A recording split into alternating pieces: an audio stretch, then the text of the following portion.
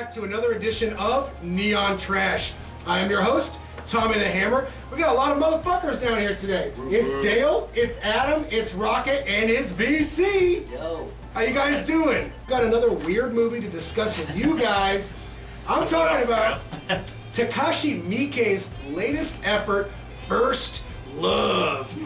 And that title alone begs a lot of questions. What is Takashi Miike's first love?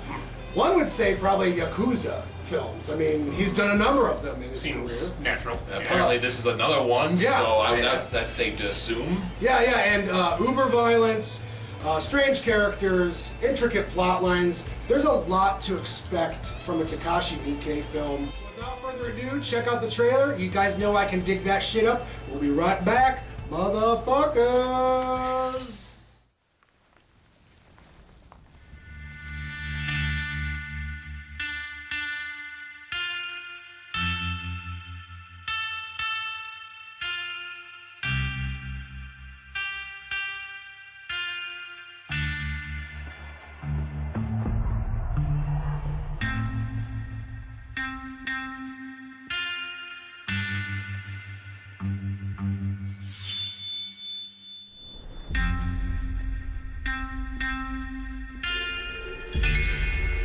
ってそろそろ戦争も近えな。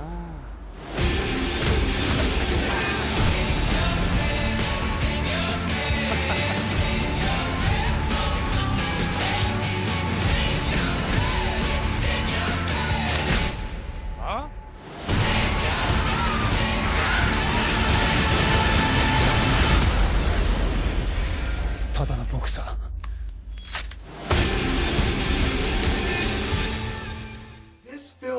There's something about it. It's very controlled. Every single scene in First Love is very calculated. And I was telling these guys during our viewing of it that the cinematography is absolutely sumptuous. I feel like the color scheme is just something to drink in. You've got these golden yellows, you've got these beautiful blues, and you know, the way he angles the camera at these characters is lovingly and calculated, you know? But at the same time, I gotta say, initially there was a disconnect with me with this movie, and I couldn't explain why.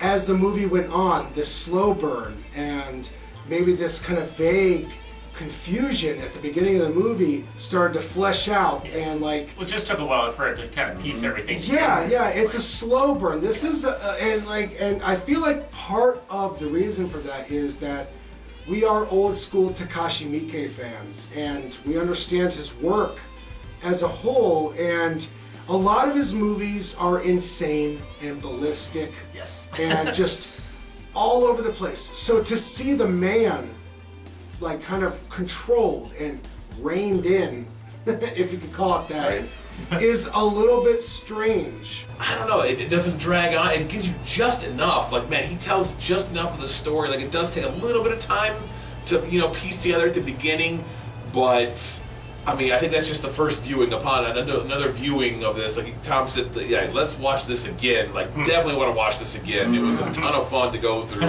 And yeah, it's kind of got a wonderful slow burn that, well, I mean, when it finally does go off, like, it's not just a flash, like, it's this, yeah, you keep zooming out of the explosion, and yeah, it gives you a lot. It's a wonderful payoff, and it was an absolute treat to watch this movie. It really was. This is a fantastic film. I think one of the biggest criticisms there can be of Miike, which is one of the main reasons people like him, is that he's excessive.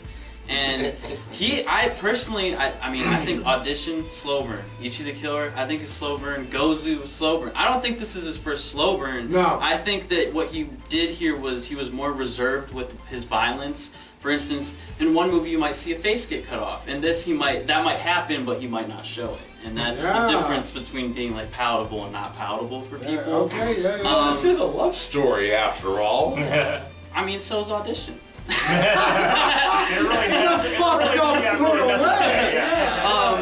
But at the end of the day, I'm not surprised that this was shown at film circuits. I'm not surprised that this was highly praised. I kind of feel like this was him saying, like, I see what you've been saying, critics, and like I can make the movie that you want me to make too. Takashi Miike's First Love isn't my favorite Miike film. No. And it will forever be Audition. I don't think anything can knock that off its pedestal. Out of 10 stars, I could award Takashi Miike's First Love a solid 7 or 7.5. Dale.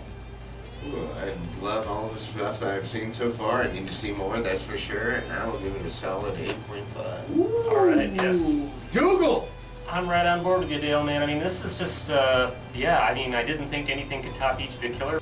So I would give this a solid 8 out of 10. Oh! It was so much fun. I loved it. So. That's great. Rocket, lay it on us, man. Out of 10 stars. I mean, I was, as soon as we were done watching this movie, I'm like, okay, you know, what would I take a star away for? Yeah. You know, like what can I really knock this film for? Right. And I really can't think of much of anything other than it was maybe a little bit convoluted at the beginning. You know, it was a little, you know, kind of hard to piece together what was kind of going on. You know, so I really can't knock it too much for that. I got to give it a 9. This is definitely his best directed film, hands down. It looked beautiful. Yeah. I feel like this is like him at the top of his craft. Yeah. And I had a lot of fun. So I'm gonna go pretty high too. I'm gonna go 8.5. Oh, Yeah. that's brilliant. Damn. I feel like all of us enjoyed this movie for, you know, a multitude of reasons. And if you're a fan of Takashi Miike and you like eccentric cinema, definitely check this out. It's without a doubt way more subdued than some of his other films.